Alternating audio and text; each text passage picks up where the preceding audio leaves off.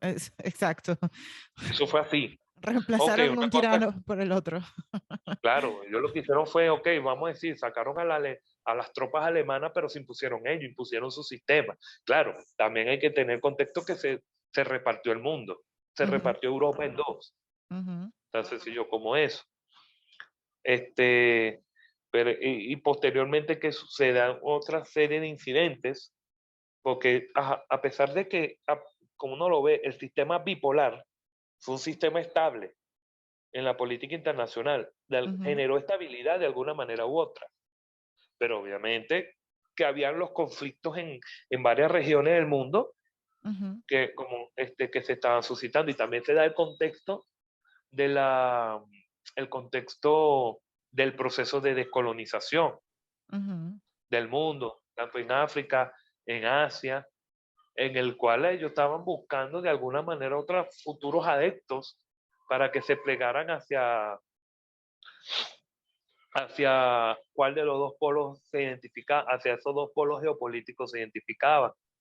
Claro, posteriormente uno ve en los años 50 surge la conferencia, tras la conferencia del Bandung, lo que se llama, en Bandung fue en Indonesia, en el Ujú, cual se establece lo de los países no alineados, ujú, que en teoría no se alineaban ni al mundo, no se alineaban al mundo capitalista, democrático, liberal, occidental de Estados Unidos, pero no se replegaban tampoco al mundo comunista soviético. Pero en ujú. la práctica, o sea, como yo siempre lo he visto, a la final, aún los países no alineados se plegaban de alguna manera u otra a uno de ellos dos, de alguna manera u otra. Pero Ujú, ese era el contexto que se vivía. Otro aspecto que viene, la crisis de los misiles que se da en Cuba. ujú. Concho, que amenazó que amenazó, que tenía, concho, instaurar misiles nucleares de alcance medio que apuntaban a territorio estadounidense. Que por cierto, ya los estadounidenses ya tenían misiles de corto alcance en Turquía, que Ujú, por cierto Turquía es parte de la OTAN, apuntando a territorio soviético. Por eso que después viene la respuesta que hace la Unión Soviética, que tuvo ujú. a punto de estallar una tercera guerra mundial, pero de escala nuclear. Después fue que Guau. se sentaron, después fueron que se sentaron y llegaron a acuerdos. Estados Unidos retiraba los misiles en Turquía y Estados Unidos retiraba los misiles, la Unión Soviética retiraba los misiles de Cuba. Ujú. Y eso también implicó, bueno, que Cuba en ese momento siguiese el régimen castrista, porque la Unión Soviética sostuvo a Cuba económicamente, pero a su vez retiraba lo del servicio secreto soviético, Ujú. pero llevaron a lo de la República Democrática Alemana o de la Alemania comunista, su servicio secreto, la famosa Stasi, a formar a la inteligencia cubana. Okey. Es como decir de alguna manera de eso. No es que no tuvieron parte de los acuerdos, eso fue como una estrategia que después hizo la Unión Soviética en ese momento. Ujú, Este, y los años 60 y también estaba ya el conflicto de Vietnam, que ujú. por eso es un conflicto que fue producto del colonialismo francés y que toma la batuta de Estados Unidos, que eso generó una sangría de soldados Estadounidense. estadounidenses Sí. muertos, pero que Ujú, también, por otro lado, Estados Unidos cometió masacres y eso ya estaba haciendo una guerra impopular. ujú, Después se tuvo que llegar a los acuerdos de París para que se diera el proceso de la vietnamización del conflicto en Vietnam. ujú, Obviamente, mucha gente sí, Estados Unidos perdió la guerra de Vietnam. Sí, es verdad, Estados Unidos perdió la guerra de Vietnam, pero ujú, no la perdió militarmente, la perdió fue en el terreno político, ujú, porque a lo interno de Estados Unidos estaba el descontento, después vienen todos esos movimientos pacifistas, las protestas de la antiguerra, los pacifistas, ujú. después viene el movimiento hippie del amor y paz y todo eso, y el descontento, y cuando viene ese contento es porque ya estaba el poder de los medios de comunicación y la televisión cuando ven en vivo los pocos de muertos de soldados estadounidenses. Sí. Y eso generó, y de hecho eso fue una bajada de moral en las tropas y en la sociedad en la sociedad de ese momento. De O hecho, sea, déjame ajá, hacer una pausa aquí. Yo tuve la oportunidad hace aproximadamente 2 años, no, 3 años, perdón, de ir a la capital, a Washington, D.C., y visité el mural en honor a los soldados de Vietnam. Y es impresionante la cantidad de soldados que murieron en esa guerra. Y la gente no más de tiene ni 50.000, idea. Muchísimos. Muchachos fueron, jóvenes. fueron Sí. más de 50.000 soldados que murieron. Ujú, ujú. Y es bien interesante familiarizarse con toda esa parte de la historia que muchos no teníamos ni idea, pero eso te ayuda a revisar la historia y entender todo lo que está sucediendo hoy en día, ¿no? Sí, claro, y de Ujú. hecho, también ante la guerra de Vietnam, antes que se me pasase por alto, Ok. viene la guerra de Corea, Ujú, porque acuérdate que estaba la política que se estaba implementando en el contexto de Truman, ujú, de Harry Truman, lo que llama la contención. Había que contener a la Unión Soviética como de lugar y que ujú, evitar el expansionismo del comunismo en el mundo. Y mira dónde empezó, lo de Berlín, porque donde el epicentro de la Guerra Fría fue en Alemania y la Alemania ujú, dividida. Viene la Guerra de Corea, que quedó en empate y se terminó después al final las dos Coreas divididas, o sea, dividida en dos. Después te viene, después posteriormente la Guerra de Corea, después viene el triunfo del comunismo en China, tras la Guerra Civil China, ujú, con Mao Zedong a la cabeza. Después viene el conflicto que ya te estaba mencionando de Vietnam, pero antes Francia, que era la potencia colonial ujú, de tanto de Vietnam, de Laos y de Camboya, de la que llamaba la región de Indochina, ujú. ellos salen derrotados en la guerra de Dien Bien Phu. Ok. Cónchale, eso todavía te impacta, eso todavía genera otro impacto. Y dice, cónchale, mira lo que están triunfando.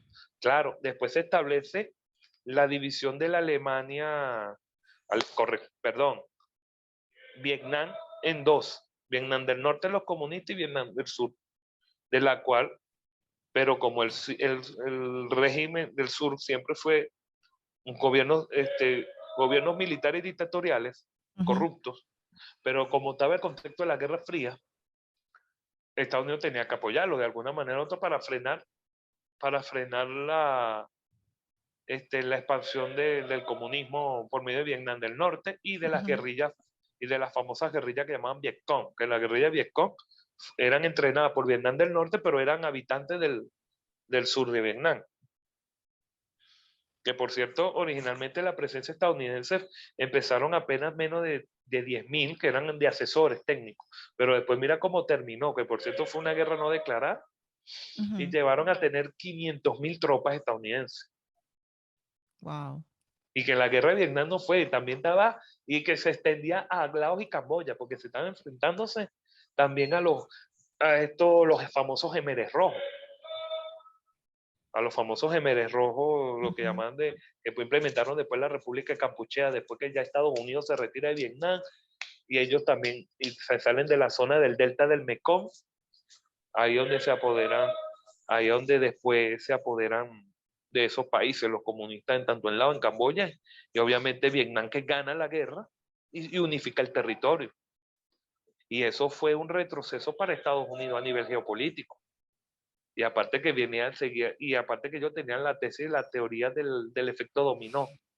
Y eso se da más a partir del triunfo del comunismo en China, ok. tras la guerra civil china. Entonces, y como en esa política, y esa era la política de contención de que si caía uno, caía en el resto. Pero aunque eso no se dio tan en la práctica, porque de hecho jamás no entendieron, no le hicieron lectura de que, y no es por defender algo, no es por defender a Vietnam ni nada por el estilo, pero hay que ser objetivo desde mi apreciación. Vietnam en, tuvo 12 siglos bajo dominación del antiguo imperio chino. a pesar que compartían una cultura en común, porque China siempre, en la antigua civilización china es la civilización madre del resto, de los Ujú, que lo circundan. Por eso que llaman el reino el reino del centro. Ahí viene la tesis del taoísmo, el confucianismo y todas esas ideas. Ok, luego los vietnamitas, que eran conocidos los annamitas originalmente, se quitan el yugo del imperio chino, pero porque ya venía la expansión europea, que humilla a Occidente, el mundo occidental europeo humilla al antiguo imperio chino tras la guerra del opio. ujú, Pero entonces está bajo ocupación francesa. Después de la Segunda Guerra Mundial, Japón prácticamente toma Vietnam, pero porque presionan al gobierno francés, porque al gobierno francés, mira, tenemos que tomar el territorio, le guste o no. Y ujú, antes de evitar una masacre, ellos ocupan el territorio, pero ya estaba la guerrilla del Vietnam del Minh que dirigía Ho Chi Minh, que fue el líder del comunismo en Vietnam, por medio de ujú, su general Phong en Nguyen Giap, que se enfrentan al expansionismo militarista japonés. Luego de Japón derrotado por Estados Unidos, se retiran de Vietnam, vuelve Francia otra vez a ocupar su colonia, pero, pero sigue el conflicto. Vietnam, la guerrilla comunista derrota a los franceses en la batalla de Dien Bien Phu. Y esos mismos a la vez derrotan a Estados Unidos. Claro, por el plano político, porque eso era una guerra impopular, como lo que le estaba comentando. Y esos mismos unifican el territorio de Vietnam hasta el día de hoy. Y ellos mismos, cuando se están cometiendo los genocidios por los Jemeres Rojos comunistas en Camboya ujú. y en Laos, eso fue un genocidio sin precedentes, un tipo matando a su propio pueblo, casi la mitad de la población la extermina, y queriendo copiar el modelo del maoísmo del salto adelante. Todo el mundo de la agricultura, prohibido los bancos, las escuelas, el dinero, o sea, volviéndole casi a la edad de piedra. Ujú, Y aparte que eso estaba generando problemas en ese momento. Vietnam tuvo que invadir esos dos países para, con la finalidad de derrocar a ese gobierno. Y lo ocupó por un buen tiempo, aproximadamente por poco más de 10 años, para wow. evitar la sangre de sangre. Y de hecho, cuando tuve fotos, los camboyanos y los del lado los recibieron como libertadores. Pero eso no gustó a China, porque China defendía al comunismo, pero de la línea maoísta, que es lo que representaban es lo de los Jemeres Rojos. Y la Unión Soviética, con el esquema soviético que de alguna manera se identificaba con Vietnam. Vietnam se identifica, porque ya habían choques, porque había otro problema dentro del contexto de la Guerra Fría. Dentro del bloque comunista hubo choques entre la Unión Soviética y la República Popular China, pero era por asuntos fronterizos y Ujú, que ya tenían conflictos, pero tipo escaramuzas. wow. De hecho, la China comunista intentó invadir Vietnam y no pudieron. Y de hecho, yo lo comenté una oportunidad. Ujú, Vietnam, más allá de su comunismo, más allá de la parte comunista, Vietnam es un país que yo sí lo digo, que lo puedo decirlo así con propiedad. Ese sí es un país antiimperialista, chico. Ese no quisiera, indistintamente de su ideología que ellos tengan y de ujú, su forma de gobierno, es un país que se enfrentó a toda esa potencia. Ese sí es un país antiimperialista, ¿no? Como dicen aquí en Venezuela, el chavismo, que antiimperialista y todas esas cuestiones, todas esas verborreas ahí sin sentido. No, ese sí es un país antiimperialista, Vietnam, que se enfrentaron a toda esa potencia, hasta la misma China. Y por cierto, tienen diferencia hasta el día de hoy, por asunto de frontera. China y la República Popular China. Entonces, tras la guerra de Vietnam, ahí viene el retroceso geopolítico de Estados Unidos. ujú, Pero entonces, ¿qué es lo que te va a conllevar? y aparte que los años 60, la Unión Soviética, ya antes, en los años 50, ya tenía las armas atómicas, pero como no superaba a nivel de misiles balísticos y de esquema y de las defensas antimisiles, la Unión Soviética va produciendo misiles, los misiles balísticos intercontinentales, que llegan a estar a la paridad con Estados Unidos, tanto en los misiles balísticos como o mejor dicho, ya que me está enredando. Ya de hecho, la Unión Soviética había duplicado, aumentar la producción de los misiles intercontinentales balísticos hasta lograr la paridad con Estados Unidos. Y a su vez, ambas potencias habían multiplicado los sistemas de antimisiles balísticos que tornaban dudoso el dispositivo que efectivamente garantizaba el equilibrio. Porque se llega hasta esas paridades, porque eso es lo que de alguna manera te genera un equilibrio en el sistema político internacional. Nosotros tenemos la misma cantidad de arma atómica, tenemos la misma cantidad de misiles balísticos intercontinentales y tenemos los sistemas de antimisiles a la par. Ese era lo que se llamó el esquema de la tesis de la destrucción mutua asegurada. Que eso es lo que es lo que te conlleva Estados Unidos. Concho, hay que compartir, y es lo que después la historiografía llamó la ampliación del Acuerdo de Yalta. Mira, tenemos que reconocer, la Unión Soviética la tenemos que reconocer porque está a la par de nosotros en diversos ámbitos. Y sin hablar de que ya, bueno, ya tenían la misma carrera espacial, más allá que Estados Unidos llegó a la Luna, pisó la Luna, pero ya la Unión Soviética ya tenía adelantado lo de la carrera espacial, del primer hombre al espacio y así sucesivamente. Que de ahí es donde se llegan, y de ahí es donde en los 70 es que se da, que eso fue el año estratégico de la Unión Soviética, que se expandió sin precedentes. No, hombre, que ni el Imperio Ruso ni se imaginó lejanamente expandirse hasta más allá de sus confines. Y Estados Unidos lo reconoció tácitamente, pero se tuvo que llegar, por ejemplo, en este caso,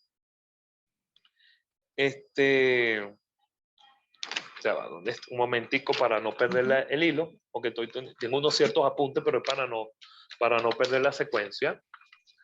De hecho, Estados Unidos en los años 70 del siglo pasado había reconocido que la Unión Soviética era más fuerte y estaba a la par en cuanto a poderío militar, económico, pero ojo, lo económico aparentemente, y hasta cierto punto tecnológico, el cual Estados Unidos procede a reconocerla y admitirla como una superpotencia y mantenerla en una suerte de condominio mundial, que eso es lo que implica los repartos.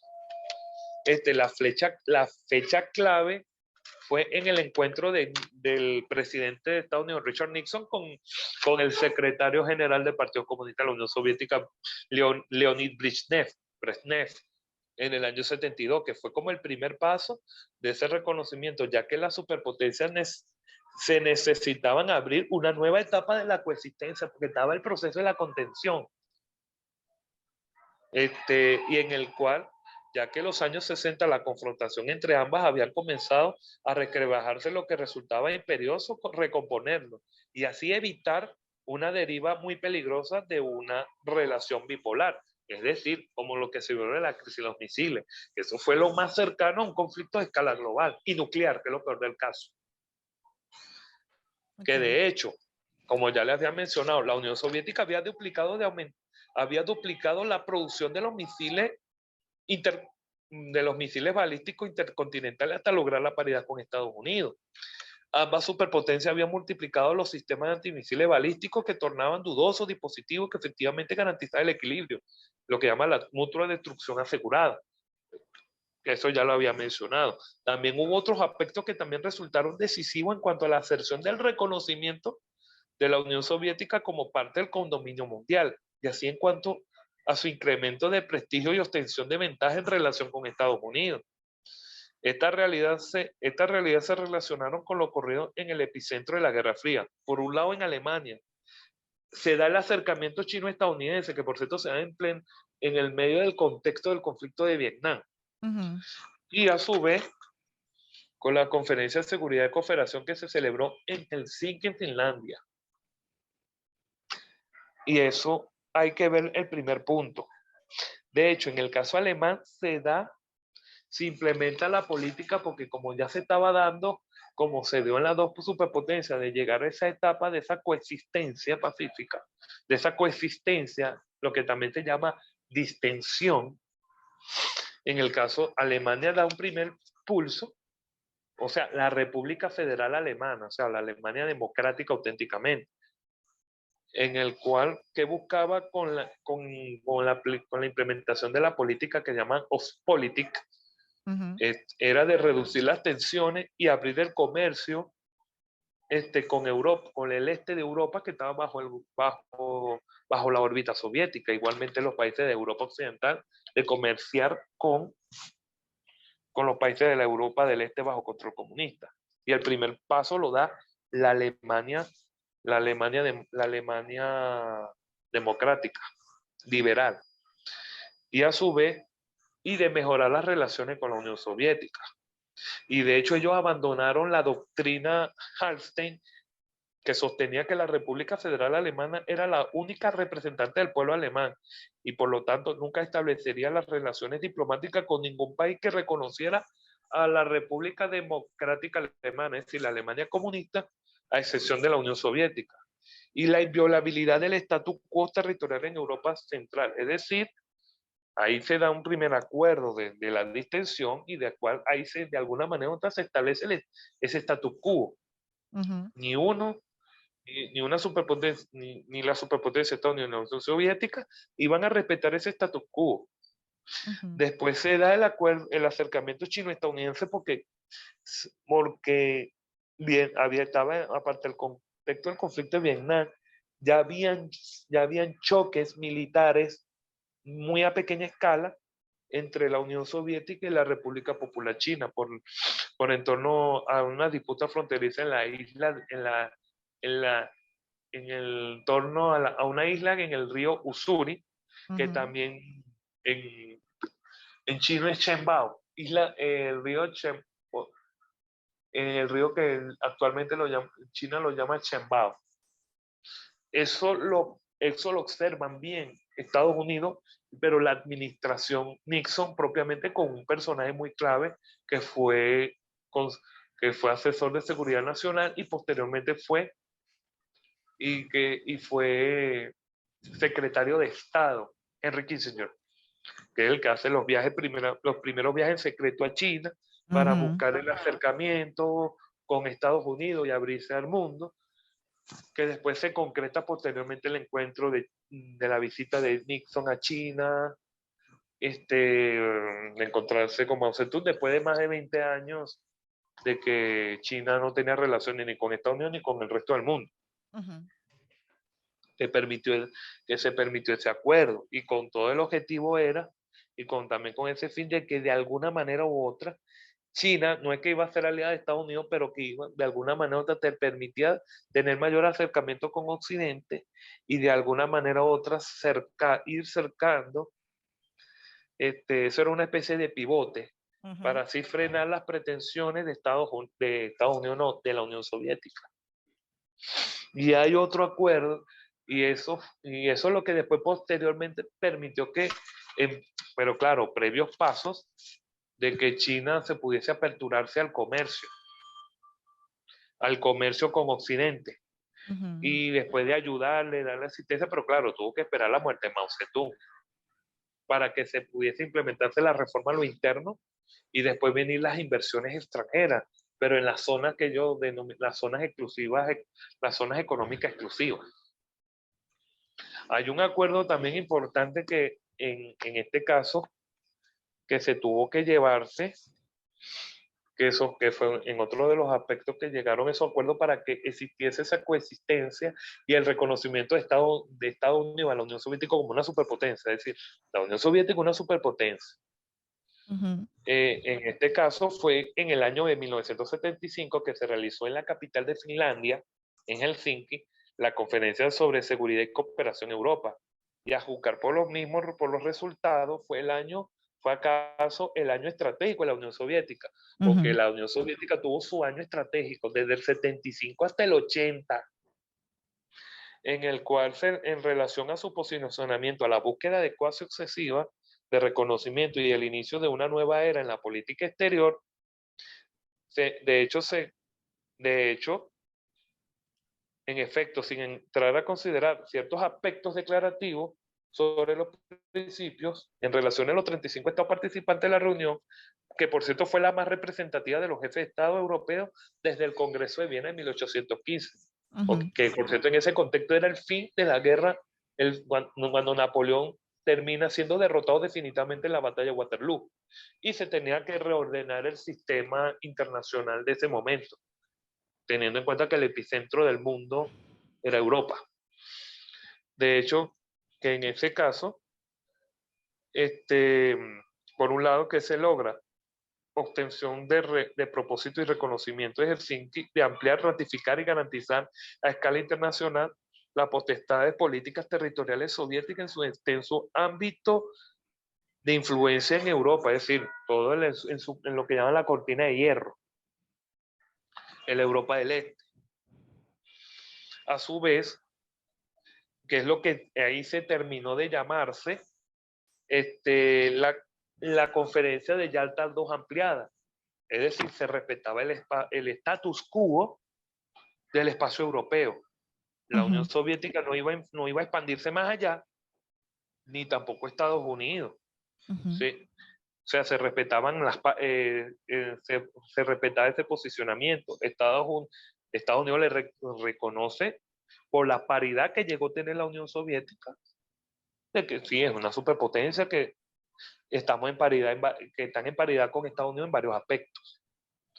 Y eso es por eso que ese fue el mayor logro de la Unión Soviética, en el cual te va a permitir posteriormente, muy posteriormente, en medio de la distensión, pero expandirse más allá fuera de su propio ámbito. Por eso que en esa etapa, posteriormente al Helsinki, mientras que Estados Unidos estaba retraído, la Unión Soviética estaba en expansión, que llegaron a África, llegaron a América Latina, apoyando revoluciones nacionales, obviamente de índole de izquierda, movimientos guerrilleros, acuerdos con países de orientación soviética, buscando a cambio de préstamos, facilitaciones de armas, y así sucesivamente. Por eso que se llama año estratégico. Ese fue el año estratégico de la Unión Soviética. Pero también hay que tener en cuenta que no todo era color de rosa para la Unión Soviética. ¿Por qué? Porque en ese contexto, que por cierto, antes de comentarles las fallas que ya existían, hay que mencionarlo, este aspecto para los soviéticos, ese acuerdo que se estableció en Helsinki clausuró a su favor, dando un poco cambio el capítulo europeo de la contienda con Estados Unidos. Más aún paralela a esta certeza, los propios términos de la diplomacia de Washington respecto del hecho de reforzaron en lugar de la Unión Soviética como socio incuestionable del sistema del condominio bipolar, es decir, de que estas son entonces, obviamente son dos superpotencias y que respetaban y de alguna manera u otra tenían sus propios espacios de influencia, más allá del retraimiento geopolítico que tenía Estados Unidos. Un gran estudioso un gran estudioso de la Unión Soviética de ese momento, que era Helmut Sonnenfeld, un alemán, un estadounidense de origen alemán que fue uno de los más importantes consejeros del Departamento de Estado, había sostenido que fomentar en los países de Europa del Este una relación más natural y orgánica con la Unión Soviética era conveniente para los intereses estadounidenses. ¿Por qué conveniente? Para mantener el equilibrio de los dos bloques geopolíticos que existían en ese momento. Que ahí donde se da posteriormente la doctrina Sonnenfeld, en el cual se establecía el equilibrio de poderes de ambas superpotencias. y sugerir que la continuación, y que en el cual Estados Unidos de alguna manera u otra no iba a fomentar, este, no iba a fomentar focos democráticos que se estaban viendo en la órbita comunista, como cuando se dio lo de la revolución en Hungría en el 56, que fue aplastada, y lo de la primavera de Praga en los años 60, Ujú, que buscaban, ok, vamos a seguir bajo la órbita soviética, pero pero hay que hacer reformas políticas y económicas, y eso sencillamente para la Unión Soviética era inconcebible. Por ujú, eso que surge la doctrina Brezhnev, que la doctrina Brezhnev era imponer, evitar cualquier elemento de ruptura dentro dentro del espacio de influencia soviético. Y si era necesario de implementar el uso de la fuerza, ujú, lo iban a hacer. Y en la doctrina Sonnenfeld, por eso que se respetaba que era necesario que los países de la órbita que estaban los países satélites de la Unión Soviética se siguieran siendo comunistas y así mantener ese equilibrio. Que eso en ese momento era muy importante para mantener el equilibrio entre las dos superpotencias. ujú, Y por ende, y una vez cerrado el acuerdo de Helsinki, la Unión Soviética sale fortalecida, tan sencilla como es. Pero ahora sí, ahora sí, ¿qué es lo que me interesa mencionar en ese aspecto? Y es que la Unión Soviética ya estaba teniendo debilidades a lo interno, en el plano económico y tecnológico. ujú, De hecho, para terminar de mencionar un aspecto que me interesa, ujú, de hecho, en los años, mira hasta donde ya la Unión Soviética ya estaba teniendo ese momento, esa importancia. Este, que ya la Unión Soviética obtiene su victoria diplomática con el acuerdo de Helsinki, pero ujú, también va desafiando a Occidente y a Estados Unidos, como yo le estaba mencionando, en su expansión, ujú. porque de hecho fue el año que más se expandió la Unión Soviética, llegar ¿De, hacia lugares, de qué año a- estamos a- hablando, Jonas? el año estratégico, año de 1975 hasta el Ok. año de 1980, Ujú, que ese es el año estratégico que para Estados Unidos fue el año de retirada estratégica, ok. hablando en términos estratégicos. Que de hecho ya la Unión Soviética ya estaba apoyando a los países del tercer mundo, lo que llaman en ese momento tercer mundo, Ujú, de apoyar los movimientos nacionales revolucionarios en África, en América Latina, ujú, en partes de Asia y así sucesivamente. Pero a partir del año 75, ese fue el año que frustró y a la vez alarmó a Occidente, porque los soviéticos no siguieron esta forma de expansión basada en la captación no ideológica de nuevos aliados, porque ya la Unión Soviética no estaba guiándose, claro, la ideología marxista a lo interno, pero no a lo externo, sino que no importaba si aún no seguían el esquema soviético, pero eran anti-estadounidenses y lo apoyaba de alguna manera u otra. ujú, Por eso que decía, los soviéticos no siguieron de esta forma de expansión basada en la captación no ideológica de nuevos aliados, sino que el nuevo procedimiento externo soviético se basó en el uso directo de fuerza militar propia y sustituta para establecer un nuevo enclave de influencia. Sin duda, ello evidenciaba que los medios necesarios para la proyección geopolítica soviética, más allá de las zonas tradicionales de influencia ruso-soviética, ujú, habían alcanzado un nivel de crecimiento sin precedente en la historia.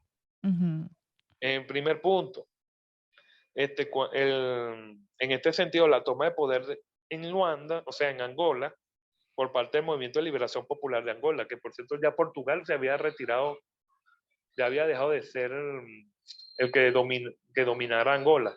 ujú, Angola dejó de ser colonia de Portugal, pero entonces estaban las facciones las facciones comunistas que ya habían tomado, por cierto, el poder en Angola y hubo guerra en Angola. que detrás estaba la Unión Soviética, porque la Unión Soviética ya tenía presencia en varios países de África, apoyando a todos a esos movimientos comunistas revolucionarios, Ujú, que eso fue uno de los más notorios en el año 75.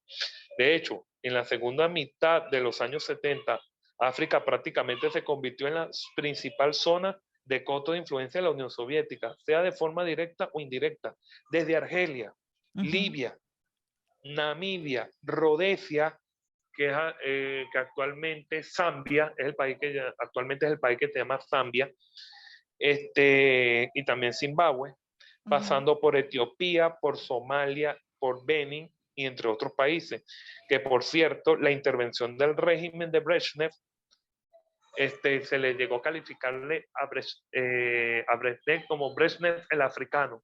¿Por qué el africano? Porque por las intervenciones que ya estaba haciendo la Unión Soviética de manera directa e indirectamente en el continente africano. Por eso que se fue la mayor expansión de la Unión Soviética en este momento, en el cual incluso la Unión Soviética en, en, siempre poseyó hasta su caída lo que se llamaban tres anillos de dominación.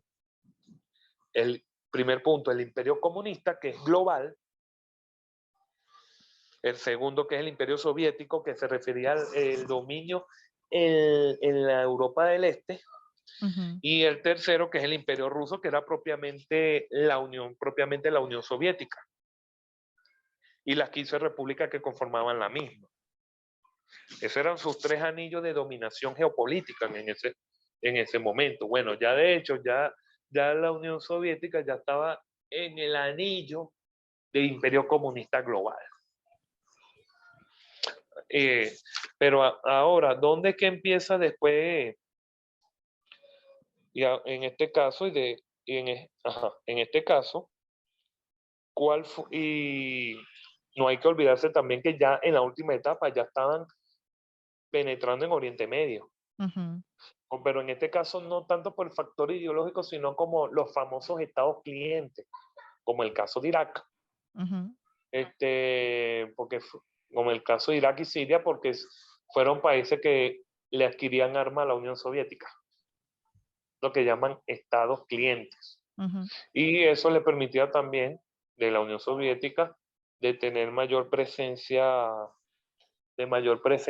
naval en mares cálidos ujú, por su naturaleza terrestre de tener cercanía, por ejemplo, hacia la zona del Mediterráneo. Por ejemplo, de hecho, Rusia siempre tuvo hasta el día de hoy, el puerto ruso de Tartus, que está en la provincia de Genyamin, ujú, en Siria, porque para tener mayor proyección naval en la zona del Mediterráneo. ujú. Y posteriormente seguir teniendo presencia en Oriente Medio. Y otro aspecto que hay que tener en cuenta. En los años 50 la flota naval soviética ya ondeaba sus banderas en zonas marítimas halógenas del espacio terrestre soviético, Mar de Barents, Mar de Kara. En la segunda mitad del 70, la flota Ujú, oceánica de la Unión Soviética izaba en las más apartadas geografías del mundo. La notable expansión soviética de los 70 ensanchó los anillos de dominación que ya le había mencionado. Más allá de los tres tradicionales que le mencioné, el imperio comunista global, el imperio, el imperio soviético, el imperio soviético en la Europa del Este y propiamente el imperio soviético, el imperio ruso, que ya era propiamente la Unión Soviética y las 15 repúblicas que conformaban la misma. Y de hecho en ese esquema de expansión se habían agregado nuevos espacios. ujú, El sur de Asia, África, que ya les mencioné, y Centroamérica. Y Centroamérica porque estaban las guerrillas, por ejemplo, las guerrillas sandinistas, y en Guatemala, en El Salvador, y así sucesivamente.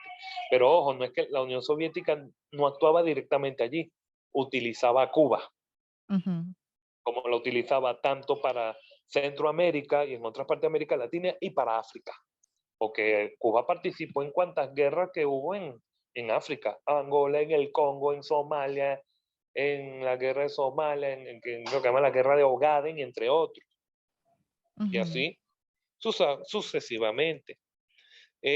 Pero la Unión Soviética, ¿cuándo se empieza a grabarse? Porque es el momento grandioso de la Unión Soviética, lo externo, ujú, pero tenía sus contradicciones internas. ¿Y a qué me refiero con en este caso, con sus contradicciones internas? ujú, El factor económico y el factor tecnológico. ujú, De ahí es que va a ser el año estratégico de Estados Unidos en los años 80, pero que se va a ver propiamente con la administración Reagan. Por un lado, te voy a explicar los motivos ujú, de la contradicción interna soviética. Ronald Reagan ujú, llega a la presidencia, eh, en, en el cual él, de hecho, es el que quita el síndrome de Vietnam. Señores, ya lo de Vietnam pasó, nosotros no podemos seguir permitiendo que la Unión Soviética gane espacios en el mundo y tenemos que derrotar a la Unión Soviética de alguna manera u otra, en ujú, el cual hay unas ventajas. ¿Cuál fue la ventaja que nunca tuvo la Unión Soviética? De hecho, y de hecho Reagan lo dijo. ¿Dónde está, cuál es lo que no tiene la Unión Soviética que tiene Estados Unidos? Dinero, dinero. tecnología. Ujú, Y de hecho ya era la era tecnotrónica o de la tecnología electrónica, que ahí donde Estados Unidos no, la Unión Soviética se quedó rezagada. ujú, Y ya en ese contexto ya la Unión Soviética había intervenido en Afganistán, ujú.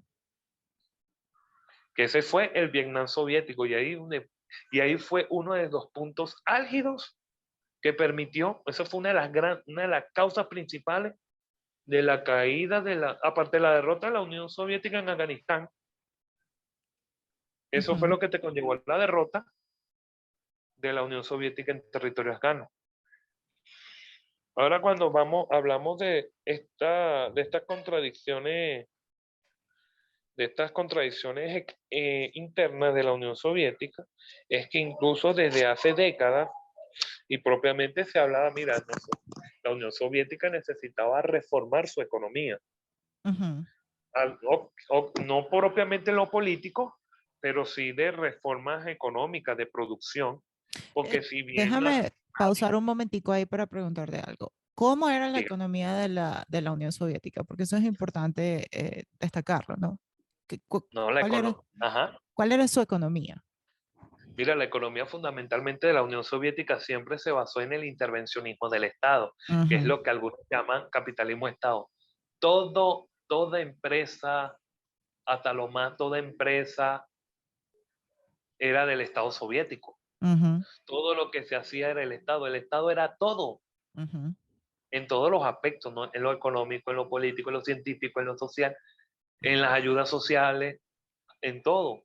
Y ujú, aparte que se implementaban, y aparte porque ellos tenían un ministerio que llamaba el Gosplan, ujú, que es una sigla en ruso, que en el cual era como decir el Ministerio de Planificación Estatal, por decirlo ujú, así, ujú, en el cual ellos implementaban las famosas políticas quinquenales, en el cual, mira, la Unión Soviética tiene que producir tantos alimentos de tales rubros, producción de hierro, de acero, entre otras cosas, ujú, para tener una idea, porque esos eran unos planes que se llevaban cada 5 años, ujú, y eso se implementaba a lo largo y ancho de la Unión Soviética, ujú, de ese tipo de políticas. Entonces, la economía de la Unión Soviética fue una economía de intervención del Estado, ujú, o como llamarían algunos, capitalismo de Estado. ujú, Por esas razones, y allí es lo que yo quería comentar, la Unión Soviética te producía armamento, te producía todo, cualquier producto, tecnología hasta cierto punto, misiles, pero tenía problemas en la producción de bienes de consumo, porque ujú, por más que sea, las personas no comen de balas, no comen de misiles, no comen de uranio, de carbón, ujú. con comida. claro. Y porque ellos tienen, la Unión Soviética en su extensión tienen ricas tierras que pueden producir alimentos, maíz, trigo, entre otras cosas. Ujú, Bueno, de hecho, Ucrania que fue parte del antiguo Imperio Ruso y después la Unión Soviética, ese era el granero de la Unión Soviética, ujú, para tenerte una idea. Y partes de la región del Asia, de Asia Central, pero bajo dominación soviética, que eran lo que llaman Kayikistán, Uzbekistán, Tayikistán, Turkmenistán, entre otros, que fueron parte de la Unión Soviética. En ujú, el caso de Kazajistán, hacían producciones agrícolas de algodón, pero de algodón, de alimentos, en la actual Kazajistán. Que por cierto, los soviéticos fueron los que secaron el mar de Aral, que realmente es un lago endorreico. Ellos ujú, fueron por la cuestión del desvío de las aguas para la cuestión de las siembras. Después mira lo que ocasionó hasta el día de hoy, que ujú, prácticamente ya no existe. Ya no existe y no existe los dos ríos afluentes de ese lago, de ese lago endorreico, que es el río Amudaria y Sirdaria, que es lo que se llama, que de hecho se le llama la Mesopotamia centroasiática, en este caso. Ahora, ¿qué es lo que sucede? Ya la Unión Soviética estaba presentando una serie de fallas en lo económico, incluso en los esquemas de producción, en el cual se intentaron por varios expertos economistas, incluso científicos soviéticos, de que, mira, te tienen que reformar la economía y los esquemas de producción, porque estamos haciendo mucha producción, pero no de consumo, sino de otros ámbitos, sea de misiles, armamento. O sea, hay que producir alimentos, hay que producir los que la persona que puedan consumir. ujú, Pero jamás y nunca los sectores más ortodoxos de la Unión Soviética este, no le pararon, no le prestaron atención y en el mejor de los casos apartaban a esas personas. ujú, Es por eso y por esas razones, de hecho en la década de los 70 había sido, y es el lugar común cuando se rastrean los orígenes del refrenamiento de la economía soviética, ujú, que de hecho ese mismo esquema económico que ya había implementado los bolcheviques en 1917, ujú, con su economía de guerra, con su control de la economía, ya estaba generando agotamientos. Y sí, aparte que te dedicaste mucho a expandirte, producir más armamento para enviárselo a los países, hacer préstamos, ayuda, apoyar revoluciones en otras regiones del mundo, pero ya se están generando problemas a lo interno. claro. Y ahí es donde empieza toda estas problemáticas.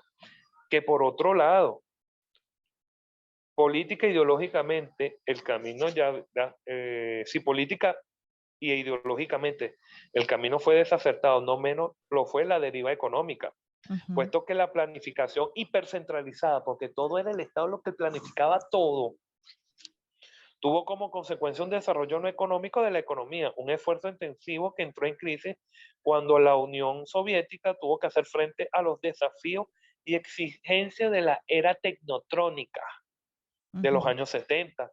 La cuestión se tornó irreversible desde una economía que, para expresarlo en términos de un especialista, había sido enormemente derrochadora, desinteresada de la demanda de los consumidores e inactiva en la adopción de nuevas tecnologías. Y todo ello sin considerar el altísimo costo humano que implementó el modelo de las décadas inmediatas a la Revolución Soviética.